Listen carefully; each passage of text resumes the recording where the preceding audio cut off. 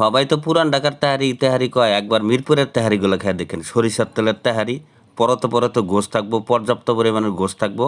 আর আমরা কাঁচামরিচের বদলে যে তেহারির মধ্যে যে মরিচটা থাকে ওই মরিচটাই ডইল্লা তেহারির লগে খাই। গোশ নেবেন, তেহারি নেবেন, আর মরিচটা ডলা দেয়া একটা লোকমা দেয়া খাইবেন।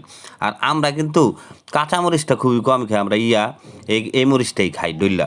আর লেবুটা আমরা এভাবে খাই না, লেবুটা আমরা কোক বা মোজো আসে না, হ্যাঁ গোছ দেখেন, কোক বা মোজো আসে না, এই মোজোর লাগে এই লেবুটা আমরা দিয়া দেই, রসটা আর কি।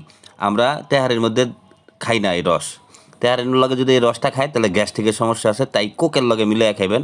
আর চোকলাটা ওই কাঁচামরিচের বদলে এই চোকলাটা কামড় দা যদি খান, এই যে চোকলাটা কামড় দা খাইবেন, হ্যাঁ, যে একটা অথেন্টিক স্বাদ আছে।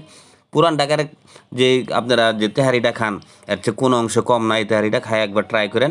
সালাত আছে, আজকে বোনের বাসায় গেছিলাম, বোন এই অথেন্টিক মিরপুরের তেহারিটা বানাইছে।